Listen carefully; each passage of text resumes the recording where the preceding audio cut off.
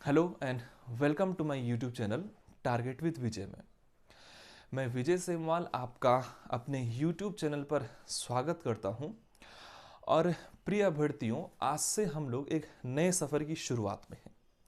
शुरुआत या जो सफ़र हमारा है वो यूट्यूब चैनल के साथ रहेगा और उद्देश्य इस चैनल को बनाने का केवल और केवल एक ही है कि उत्तराखंड राज्य में होने वाली जो विभिन्न प्रकार की प्रतियोगी परीक्षाएं हैं उनको हम घर बैठ करके आसान भाषा में उनसे संबंधित जितने भी सब्जेक्ट हैं उनको सरलता से समझने की कोशिश करेंगे। हमारा इस चैनल के माध्यम से जो जो हम लोग सब्जेक्ट कवर करेंगे उसमें खासकर उत्तराखंड विषय रहेगा।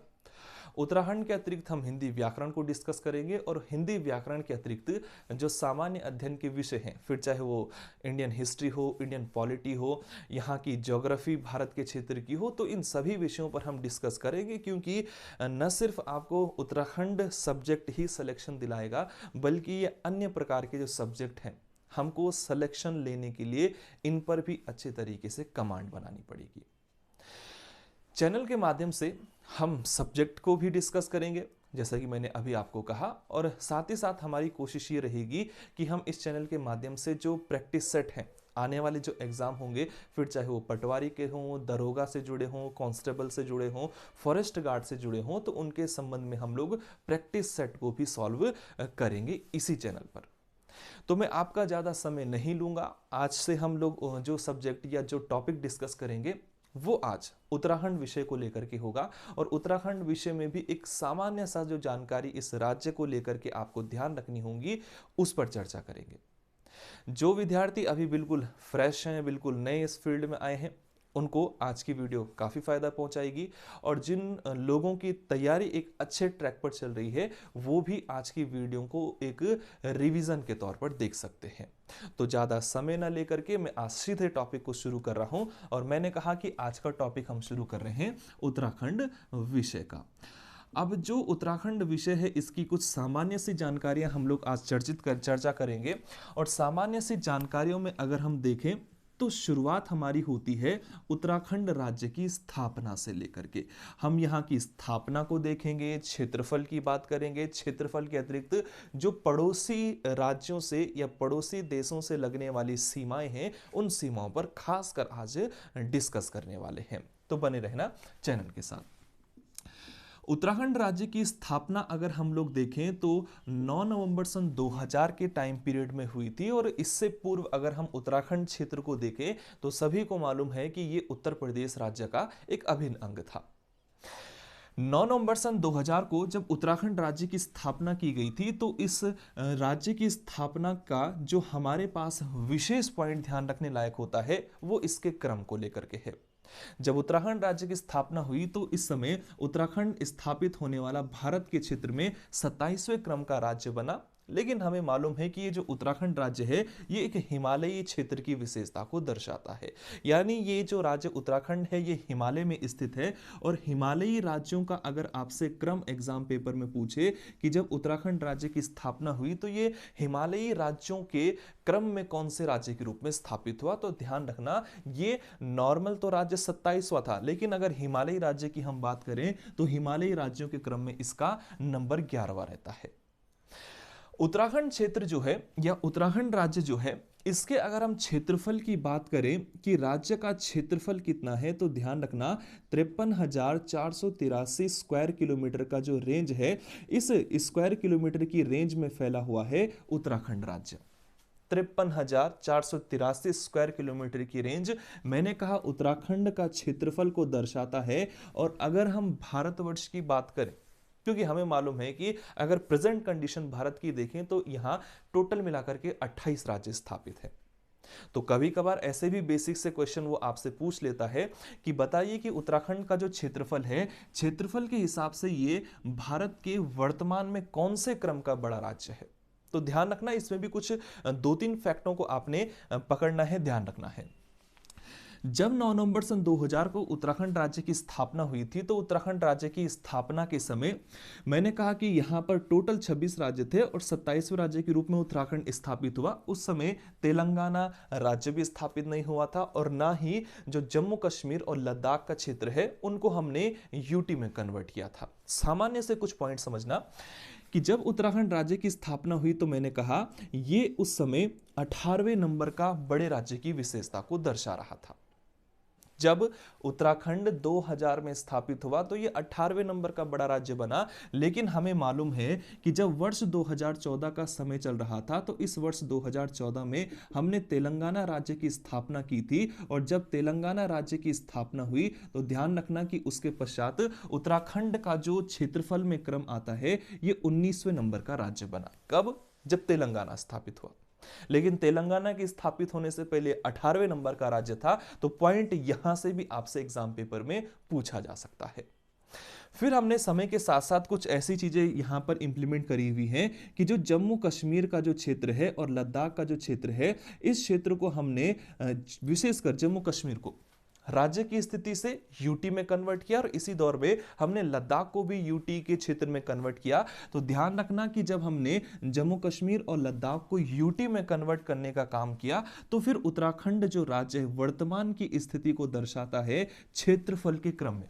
ये इस देश का 18वें नंबर का बड़ा राज्य बन चुका है अकॉर्डिंग टू यहाँ के एरिया के, यानी क्षेत्रफल के हिसाब से वर्तमान में ये 18वें नंबर के बड़े राज्य की स्थिति को दर्शाता है। शुरुआत में भी 18वां था, लेकिन बीच में जब तेलंगाना बना तो ये 19वें राज्य के क्रम में आया और जम्मू और लद्दाख को जब हमने केंद्र शासित प्रदेश में कन्वर्ट किया तो फिर से ये 18वें क्रम का या जो 18वां बड़ा राज्य है इस भारतवर्ष का उस स्थिति में पहुंच चुका है।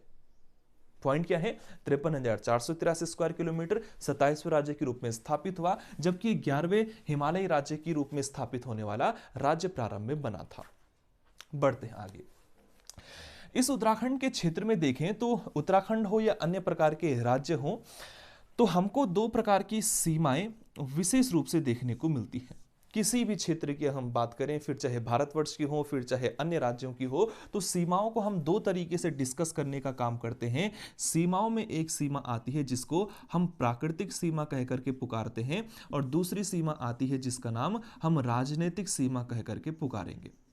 ठीक, तो प्रश्न कई बार प्राकृतिक सीमा को लेकर के पूछ ले जाते हैं कि जो उत्तराखंड राज्य है इसके पूर्व में प्राकृतिक सीमा कौन सी है, और इसी तरीके से अन्य दिशाओं के साथ प्रश्न राजनीतिक सीमाओं को लेकर के भी पूछा जा सकता है।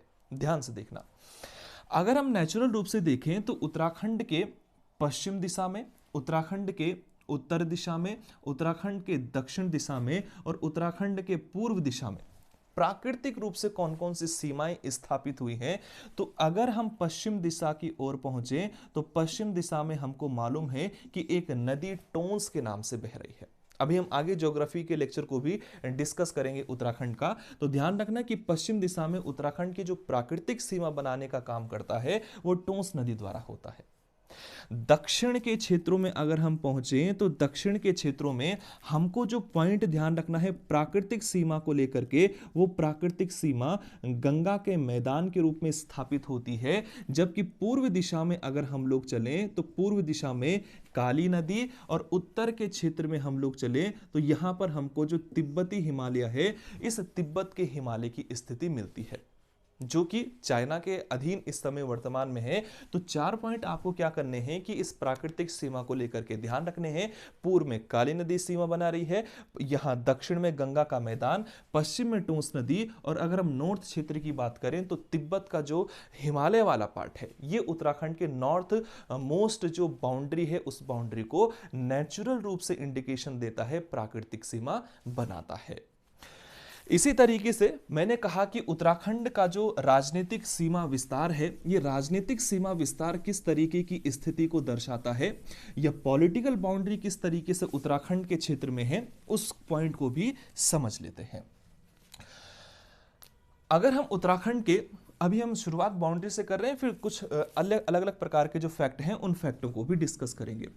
तो पॉलिटिकल बाउंड्री को अगर हम देखें कि इसके दक्षिण के क्षेत्र में कौन सा पॉलिटिकल बाउंड्री है, पूर्व दिशा में कौन सी पॉलिटिकल बाउंड्री बनती है, नॉर्थ दिशा में उत्तराखंड का पॉलिटिकल सीमा, और इस पश्चिम दिशा में उत्तराखंड की जो राजनीतिक सीमा है वो कौन कौन सी है।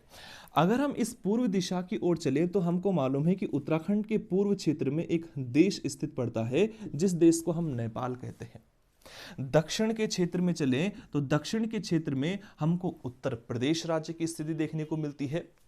हम उत्तर के क्षेत्र में चलें तो यहां पर हमको जो तिब्बत का एरिया है, ध्यान रखना ये मैंने हिमालय को लेकर के डिस्कस किया है, जबकि इस समय में जो तिब्बत है ये चीन देश के अधीन आपको देखने को मिलता है। तो नॉर्थ में अगर हम पॉलिटिकल बाउंड्री की बात करें तो तिब्बत जो चीन के अधीन है, दक्षिण में उत्तर प्रदेश, पूर्व क्षेत्र में नेपाल का क्षेत्र, और इस पश्चिम दिशा की ओर हम लोग चलें तो हमको हिमाचल प्रदेश नाम का जो राज्य है इस राज्य की स्थिति देखने को मिलेगी।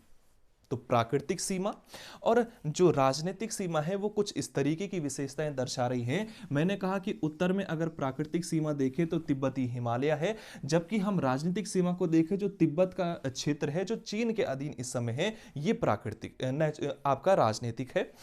अगर हम इस क्षेत्र में प्राकृतिक सीमा की बात करें, काली नदी है, जबकि पॉलिटिकल बाउंड्री की बात करें, नेपाल देश है।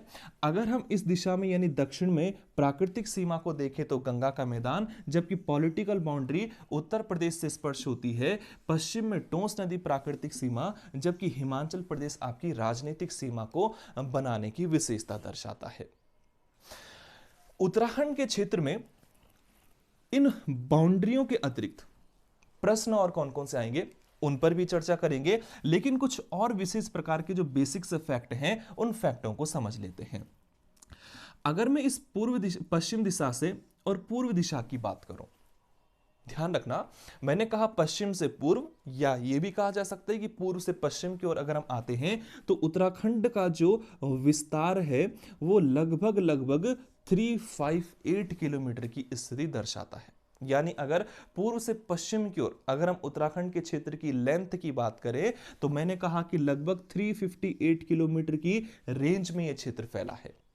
लेकिन अगर बात करें कि इस नॉर्थ से लेकर के और इस साउथ तक का जो एरिया है ये कितनी लेंथ में इसका विस्तार पड़ता है, तो ध्यान रखना ये नॉर्थ से लेकर के साउथ के क्षेत्र में 320 किलोमीटर के विस्तार की स्थिति दर्शाता है। 358 पूर्व से पश्चिम या पश्चिम से पूर्व, जबकि नॉर्थ से साउथ या साउथ से नॉर्थ की ओर अगर हम चले तो यहां का जो टोटल लेंथ है, टोटल एरिया है वो 320 किलोमीटर की स्थिति को दर्शाता है। अगर हम इसी उत्तराखंड के क्षेत्र में अगर अक्षांशीय विस्तार और देशांतरीय विस्तार की भी बात करें तो अक्षांशीय और देशांतरीय विस्तार में क्या क्या डिफरेंस देखने को मिलता है और क्या क्या यहां की स्थिति है उस पर भी चर्चा कर लेते हैं। अक्षांशीय विस्तार तो पहला पॉइंट कि ये होता क्या है और देशांतरीय विस्तार होता क्या है, इसको भी एक लाइन में समझ लेते हैं। तो हमने करा हुआ क्या है कि पृथ्वी पर कुछ ऐसी काल्पनिक रेखाएं खींची हुई हैं, जो काल्पनिक रेखाएं कुछ इस तरीके से पूर्व से पश्चिम का विस्तार करती हैं, या हम कहें कि जो काल्पनिक रेखाएं पूर्व से पश्चिम की ओर खींची हुई हैं, ऐसी काल्पनिक रेखाओं को ही हम अक्षांशीय रेखा के नाम से जानते हैं। आप सभी ने सुना होगा 0 डिग्री जो है ये भूमध्य रेखा है, इक्वेटर है, इसके ऊपर नॉर्थ का क्षेत्र पड़ेगा और साउथ के या दक्षिण के क्षेत्र में चलो तो साउथ की रेंज है, यह हम दक्षिणी गोलार्ध कह सकते हैं नीचे की तरफ, और उत्तर की तरफ चलो तो उत्तरी गोलार्ध। भारतवर्ष की विशेषता यह है कि भारतवर्ष इस नॉर्थ गोलार्ध में स्थित है, और जबकि उत्तराखंड भारत का ही एक अभिन्न अंग है, तो यहां से स्पष्ट यह हो रहा है कि उत्तराखंड भी नॉर्थ अक्षांश में स्थित है। ध्यान रखना, आपने केवल फैक्ट को दिमाग में पकड़े हुए रखना है, ध्यान रखना है, याद रखना है कि उत्तराखंड का जो अक्षांशीय विस्तार है वो लगभग 28 डिग्री 43 मिनट से 31 डिग्री और 34 मिनट के बीच का है। 31 डिग्री और 27 मिनट के बीच का है। जबकि हम अगर देशांतरीय विस्तार की बात करें तो देशांतरीय विस्तार उत्तराखंड के क्षेत्र का कितना है, और देशांतरीय विस्तार होता क्या है, तो ये जो नॉर्थ से साउथ की ओर हम कुछ काल्पनिक रेखाओं को यहां पर बनाते हैं, ये काल्पनिक रेखाएं नॉर्थ से साउथ की ओर जो खींची हुई हैं ये देशांतरीय रेखाएं हैं। ध्यान रखना कि उत्तराखंड का देशांतर का जो पोर्शन है वो 77 डिग्री आपके 34 मिनट से और आपके ध्यान रखना 81 डिग्री और 02 मिनट ईस्ट की विशेषता को दर्शाता है, जबकि अक्षांश हमारा नॉर्थ की ओर बसा हुआ है। तो 28 डिग्री 43 मिनट से 31 डिग्री 27 मिनट नॉर्थ, ये हमारा अक्षांश है, जबकि देशांतरी विस्तार देखना कि 77 डिग्री 34 मिनट से लेकर के 81 डिग्री 02 मिनट ईस्ट को लेकर के है। लेकिन कभी कभार ऐसा भी प्रश्न बनता है कि जो अक्षांशीय विस्तार है वो अक्षांशीय विस्तार उत्तराखंड का कितना है, तो ध्यान रखना कि 2 डिग्री और 44 मिनट जो है ये हमारे उत्तराखंड का अक्षांशीय विस्तार है। लेकिन देशांतरी विस्तार को लेकर के अगर प्रश्न पूछे तो ध्यान रखना कि 3 डिग्री और 28 मिनट जो है ये उत्तराखंड के देशांतरीय विस्तार को दर्शाता है। ये तो आपका देशांतर और अक्षांश रेखाओं का एक पोर्शन था, लेकिन कितना डिस्टेंस, कितना डिफरेंस इन दोनों में है, तो ध्यान रखना कि 2 डिग्री 44 मिनट हमारा अक्षांश विस्तार है, जबकि 3 डिग्री 28 मिनट हमारा क्या है, ये देशांतरीय विस्तार को दर्शाता है। तो ये अक्षांश और देशांतर के विषय में जानकारी रही। अगर हम उत्तराखंड के क्षेत्र की बात करें तो मैं आपको ऑलरेडी बता चुका हूं कि उत्तराखंड में जो सीमाएं हैं वो प्राकृतिक और जो राजनीतिक है उसकी स्थिति को दर्शाती है, और इन प्राकृतिक सीमाओं और राजनीतिक सीमाओं से अन्य किन किन प्रकार के प्रश्न पूछे जा सकते हैं। अब थोड़ा सा उन पॉइंट पर आते हैं, खास करके कि उत्तराखंड का जो राज्य है, इस उत्तराखंड के राज्य की विशेषता यह है कि हमारा राज्य अन्य प्रकार के देशों से भी स्पर्श होता है। कितने देशों से लगता है, कितने राज्यों से स्पर्श होता है, वो सारी चीजें हम लोग डिस्कस करने वाले हैं। तो ध्यान रखना कि हम जो पहली शुरुआत अभी कर रहे हैं वो इंटरनेशनल बाउंड्री को लेकर के होगी, यानी अंतरराष्ट्रीय सीमाएं उत्तराखंड की किन किन देशों के साथ बनती हैं। तो टोटल मिलाकर के आपको एक नाम ध्यान रखना है चाइना का यानी चीन का, और दूसरा नाम ध्यान रखना है नेपाल का। तो आपसे अगर प्रश्न पूछे कि टोटल कितने देशों से उत्तराखंड अंतरराष्ट्रीय सीमा बनाता है, तो चीन और नेपाल टोटल मिलाकर के 2 हैं। लेकिन अगर प्रश्न पूछे कि जो अंतरराष्ट्रीय सीमा उत्तराखंड बनाता है वो टोटल कितनी लेंथ को लेकर के है, तो ध्यान रखना कि 625 किलोमीटर जो है उत्तराखंड राज्य क्या करेगा, अंतरराष्ट्रीय सीमा बनाने की विशेषता रखेगा। कितनी चाइना से लगेगी, कितनी नेपाल से लगेगी, उस पर आते हैं। अगर हम इस चाइना के क्षेत्र की बात करें तो उत्तराखंड राज्य जो है लगभग 350 किलोमीटर की जो इंटरनेशनल बाउंड्री है वो चाइना से स्पर्श करता है। और नेपाल की अगर हम बात करें कि नेपाल से उत्तराखंड कितने किलोमीटर की सीमा बनाता है, तो लगभग 275 किलोमीटर की जो लेंथ है वो नेपाल के साथ बना रहा है। टोटल मैंने कहा 625 किलोमीटर, और उस 625 में से भी 350 किलोमीटर चाइना के साथ और 275 किलोमीटर लेंथ नेपाल के साथ है। लेकिन प्रश्न ये भी बन सकता है कि कितने राज्य उत्तराखंड, कितने जनपद उत्तराखंड के चाइना से स्पर्श होते हैं और कितने जनपद उत्तराखंड के नेपाल से स्पर्श होते हैं, और कौन सा ऐसा जनपद है जो सर्वाधिक आपकी इंटरनेशनल जो बाउंड्री है उस बाउंड्री को स्पर्श करता है, बनाता है। तो ध्यान से अगर हम इस नॉर्थर्न पोर्शन की तरफ चलें तो हमको इस उत्तरी क्षेत्र में उत्तराखंड का एक जनपद देखते हैं जिसका नाम उत्तरकाशी है। उत्तरकाशी के इस तरफ को आप चलो तो हमको चमोली जनपद देखने को मिलेगा, और चमोली जनपद के भी इस पूर्व साइड दिशा की तरफ आए तो पिथौरागढ़ मिलेगा। ध्यान रखना कि उत्तरकाशी, चमोली और पिथौरागढ़ ये 3 जनपद ऐसे हैं उत्तराखंड के जो सीधा सीधा स्पर्श होते हैं चाइना की बाउंड्री से। लेकिन अगर बात करें नेपाल के क्षेत्र की कि नेपाल से कितने जनपदों की सीमा स्पर्श होती हुई चलती है, तो इस दिशा में जो पिथौरागढ़ स्थित है एक, दूसरा अगर हम दक्षिण की तरफ चले तो दक्षिण की तरफ हमको चंपावत नाम का जनपद देखने को मिलेगा, और चंपावत के भी और नीचे आए तो हमको ऊधम सिंह नगर नाम का जनपद स्थित मिलता है। तो जिस तरीके से चाइना से उत्तरकाशी, चमोली और पिथौरागढ़ सीमा बना रहे थे 3 जनपद, उसी तरीके से नेपाल के साथ भी उत्तराखंड के 3 जनपद स्पर्श होते हैं। उनमें एक पिथौरागढ़, एक चंपावत और एक ऊधम सिंह नगर का एरिया है।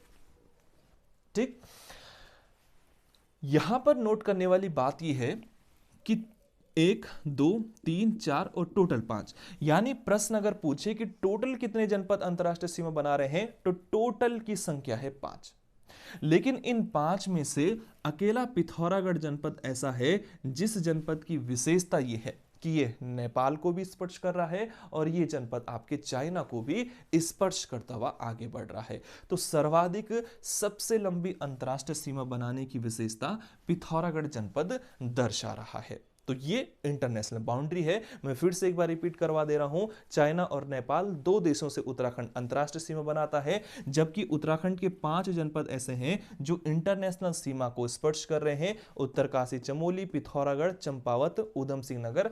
अगर चाइना के साथ देखें तो 3 जनपद स्पर्श हो रहे हैं और नेपाल के साथ देखें तो यहां पर भी 3 जनपद स्पर्श होते हुए दिखाई दे रहे हैं। ये बेस्ड था अंतरराष्ट्रीय सीमा या इंटरनेशनल बाउंड्री से। लेकिन हमको कभी कभार ऐसे भी देखने को मिलता है कि भारतवर्ष के जो अन्य प्रकार के राज्य हैं, इन अन्य राज्यों के साथ क्या उत्तराखंड सीमा बनाते हुए चलता है? बनाता है तो कितने जनपद यहां से स्पर्श होते हैं और कितने राज्यों से उत्तराखंड स्पर्श होते हुए चलते हैं? तो कुछ अंतर राज्य जो सीमाएं हैं हमारे भारतवर्ष को लेकर के उत्तराखंड के साथ, उनको समझने की कोशिश करते हैं। ध्यान से, अगर हम इस दिशा की तरफ आएं तो मैंने कहा था कि यहां की तरफ जो राज्य उत्तराखंड से स्पर्श होता है उस राज्य को हम हिमाचल प्रदेश की संज्ञा देते हैं। और उत्तराखंड से अगर हम इस साइड से बात करें तो यहां से उत्तराखंड से स्पर्श होने की विशेषता उत्तर प्रदेश नाम का राज्य दर्शा रहा है। अब देखना कि हिमाचल प्रदेश और उत्तर प्रदेश नाम के जो राज्य हैं, इनसे किस तरीके की सीमाएं लग रही हैं, कितने जनपद स्पर्श हो रहे हैं उत्तराखंड के और कितने जनपद बाहर से उत्तराखंड को टच करते हैं, उन पर चर्चा करते हैं। हिमाचल प्रदेश की अगर मैं बात करूं तो हिमाचल प्रदेश की विशेषता है कि यहां स्पर्श उत्तराखंड के जितने जनपद हो रहे हैं उन जनपदों में से एक उत्तरकाशी है और एक देहरादून है। ध्यान से सुनते हुए चलना जरा। यहां उत्तरकाशी की सीमा और मैंने कहा यहां से देहरादून जनपद देखने को मिल रहा है। तो उत्तरकाशी और देहरादून 2 ऐसे उत्तराखंड के जनपद हैं जिनकी विशेषता ये है कि ये हिमाचल प्रदेश के साथ सीमा बनाते हुए चलते हैं। लेकिन आपको ध्यान रखना है कि अगर आपसे प्रश्न पूछे कि हिमाचल प्रदेश के कितने ऐसे जनपद हैं जो उत्तराखंड से टच होते हैं, तो वहां से जवाब 3 आएगा। यानी यहां से तो केवल 2 स्पर्श कर रहे थे हिमाचल को, लेकिन हिमाचल प्रदेश के कितने हैं? तो हिमाचल प्रदेश के 3 ऐसे जनपद हैं जो उत्तराखंड से स्पर्श होते हैं। कौन कौन से वो जनपद हिमाचल प्रदेश के हैं? तो ध्यान से देखते हुए चलना। हिमाचल प्रदेश का एक जनपद है जिस जनपद को हम किन्नौर के नाम से पुकारते हैं। इसके अतिरिक्त इसी हिमाचल प्रदेश के क्षेत्र में एक जनपद पड़ता है जिसको हम शिमला की संज्ञा देते हैं। और शिमला के अतिरिक्त अगर हम देखें तो हिमाचल प्रदेश में एक जनपद है जिसका नाम सिरमौर है। तो यहां से किन्नौर और शिमला उत्तरकाशी को स्पर्श करता है और यहां से शिमला और सिरमौर जो है ये आपके देहरादून से स्पर्श होने की घटना दर्शाता है। तो प्रश्न क्या है? उत्तराखंड के कितने जनपद हिमाचल को टच करते हैं? केवल 2। और हिमाचल के कितने जनपद उत्तराखंड को टच करते हैं? तो इसका जवाब आपका 3 बन जाता है। तो पूछ क्या रहा है? आपने एग्जाम में प्रश्न भी ध्यान से पढ़ना है। लेकिन अगर हम बात करें कि उत्तराखंड के जो जनपद हैं वो उत्तर प्रदेश से कितने जनपदों को लेकर के स्पर्श हो रहा है, तो यहां पर भी कुछ डेटाओं को आपने ध्यान रखना है कि अगर पूछे कि उत्तराखंड से कितने जनपद उत्तर प्रदेश को टच करते हुए चलते हैं, तो इसका जवाब ध्यान रखना 5 है। यानी हमारे उत्तराखंड के 5 जनपद ऐसे हैं जो उत्तर प्रदेश से स्पर्श होते हैं। लेकिन अगर आपसे प्रश्न पूछे कि उत्तर प्रदेश के कितने ऐसे जनपद हैं जो उत्तराखंड को टच करते हैं, तो उस स्थिति में जवाब 5 न होकर के 7 बनाएगा। कौन कौन से जनपद हैं उत्तराखंड के, कौन कौन से जनपद हैं उत्तर प्रदेश को, थोड़ा सा ध्यान से देखते हुए चलना। अगर हम उत्तराखंड की बात करें तो मैंने कहा कि 5 जनपद उत्तराखंड के ऐसे हैं जो उत्तर प्रदेश से स्पर्श होते हैं। उनमें से पहला आता है क्रम देहरादून का। ध्यान से देखना।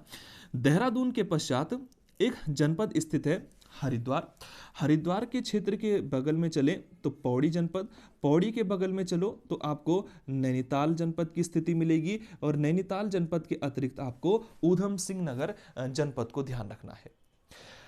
यानी देहरादून, हरिद्वार, पौड़ी, नैनीताल और ऊधम सिंह नगर। इन जनपदों की विशेषता यह है कि ये उत्तर प्रदेश को स्पर्श करते हैं। लेकिन उत्तर प्रदेश के कौन कौन से जनपद उत्तराखंड को टच करते हैं, तो ध्यान रखना कि हम सबसे पहले इस पश्चिम दिशा की ओर से चलेंगे तो पश्चिम में हमको एक जनपद मिलता है उत्तर प्रदेश का सहारनपुर।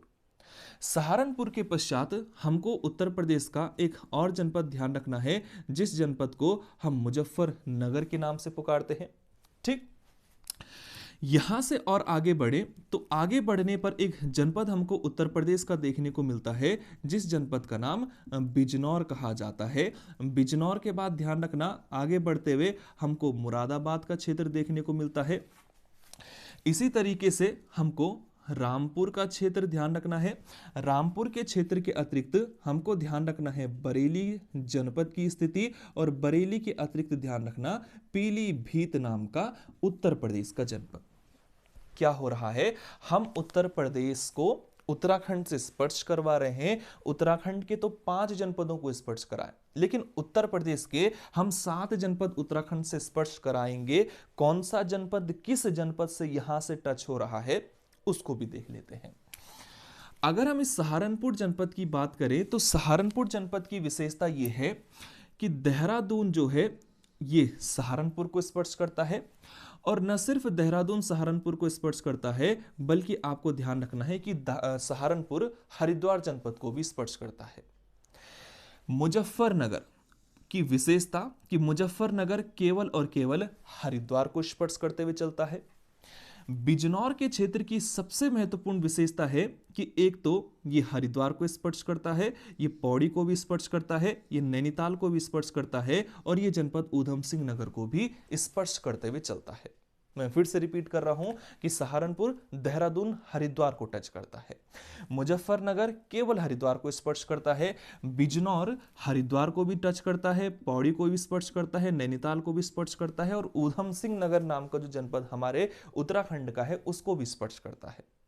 लेकिन जितने भी आगे के जनपद उत्तर प्रदेश के हैं, चाहे वो मुरादाबाद हो, रामपुर हो, बरेली हो और पीलीभीत हो, इन सभी जनपदों की विशेषता यह है कि ये केवल और केवल ऊधम सिंह नगर को ही स्पर्श करते हुए आगे बढ़ते हैं। तो ध्यान रखना कि पीलीभीत हो, बरेली हो, रामपुर हो, मुरादाबाद हो, ये सभी के सभी केवल ऊधम सिंह नगर से स्पर्श करते हैं, जबकि बिजनौर इन चारों से स्पर्श करता हुआ आगे बढ़ रहा है। सहारनपुर देहरादून और हरिद्वार को स्पर्श कर रहा था, जबकि मुजफ्फरनगर को मैंने कहा कि यह केवल और केवल हरिद्वार जनपद से सीमा बनाता है।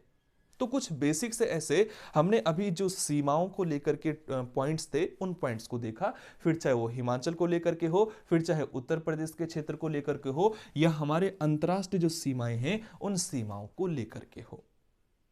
तो आपको इतनी जो चीजें हैं वो चीजें समझ में आ चुकी होंगी। देखना आगे बढ़ते हैं। अब इस उत्तराखंड के क्षेत्र की अगर हम देखें तो मैंने कहा कि ये एक हिमालयी राज्य है, और इस हिमालयी राज्य की जो स्थापना या जो गठन का हमने क्रम देखा तो ये 11वें नंबर का हिमालयी राज्य बनने वाला विशेषता को दर्शाता है। ध्यान रखना कि जो उत्तराखंड है मैंने कहा हिमालयी एक राज्य की स्थिति को दर्शाता है, तो कभी कभार चांसेस हो सकते हैं कि वो हिमालयी जो क्षेत्रफल है उस क्षेत्रफल को लेकर के प्रश्न पूछ ले। टोटल भारत का जो क्षेत्रफल उत्तराखंड का है वो 1.69% है, ये फैक्ट भी ध्यान रखना है। हिमालय के क्षेत्र की विशेषता को अगर देखें तो हिमालय के संपूर्ण क्षेत्र का अगर हम उत्तराखंड के क्षेत्र को लेकर के देखें कि उत्तराखंड टोटल हिमालय का कितना प्रतिशत है, तो उत्तराखंड टोटल हिमालय का मात्र और मात्र 10% क्षेत्र कवर करता है।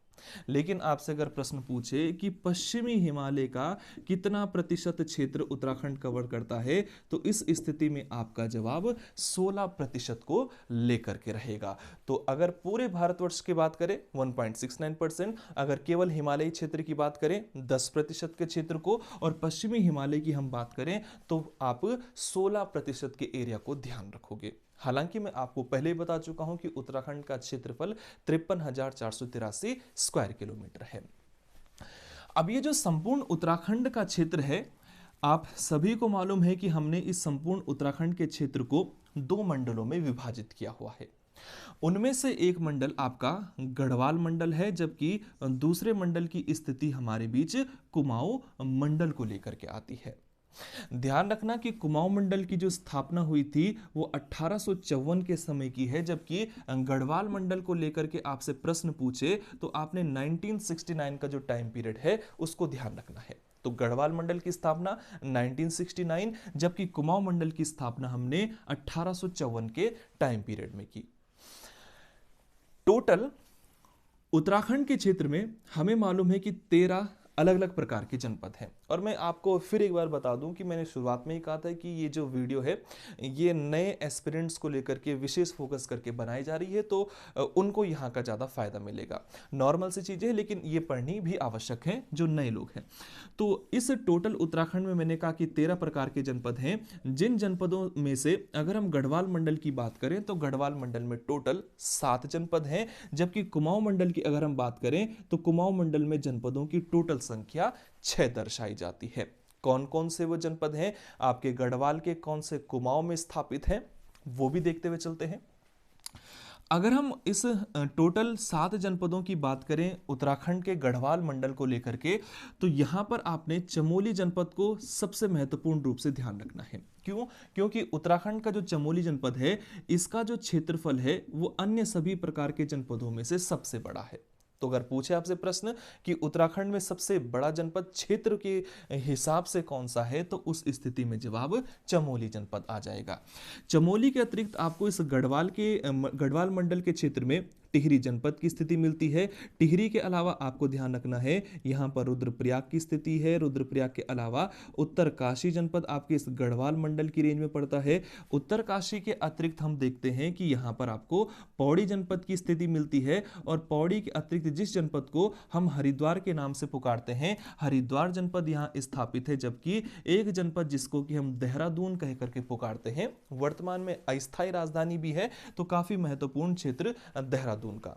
चमोली, टिहरी, रुद्रप्रयाग, उत्तरकाशी, पौड़ी, हरिद्वार, देहरादून गढ़वाल मंडल के जनपद हैं। जबकि कुमाऊं मंडल के 6 जनपदों की हम बात करें तो यहां पर जनपदों में से एक आता है अल्मोड़ा जनपद।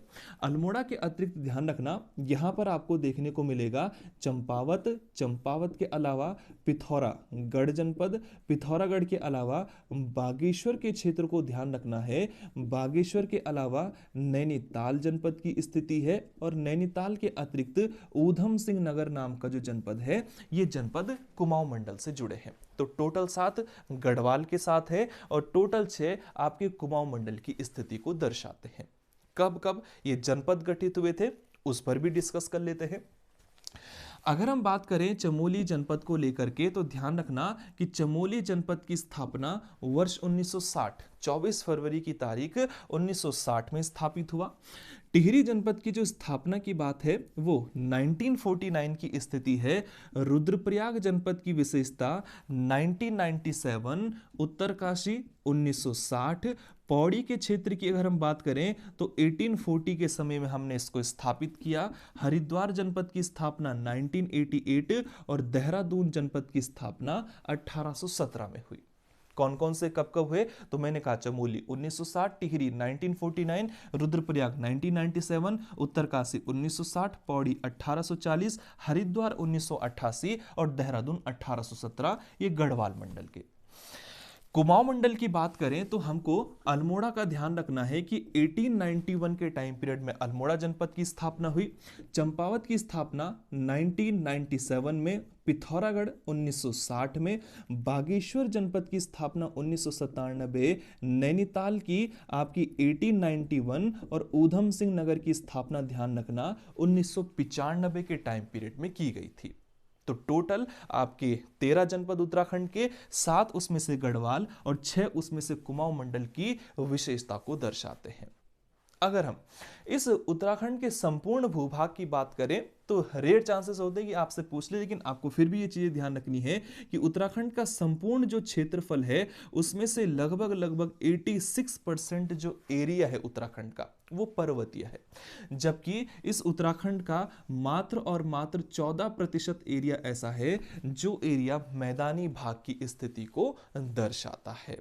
तो उम्मीद है आप लोगों को ये जो सामान्य सी चीजें हैं उत्तराखंड की आज के लेक्चर से जुड़ी हुई समझ में आई होंगी। इसी तरीके से हम लगातार क्या करेंगे, अलग अलग टॉपिकों को लेकर के आपके सामने प्रस्तुत रहेंगे। तो आज के लिए फिलहाल इतना ही, आगे की चीजें हम लोग नेक्स्ट लेक्चर में डिस्कस करेंगे। बने रहें, धन्यवाद।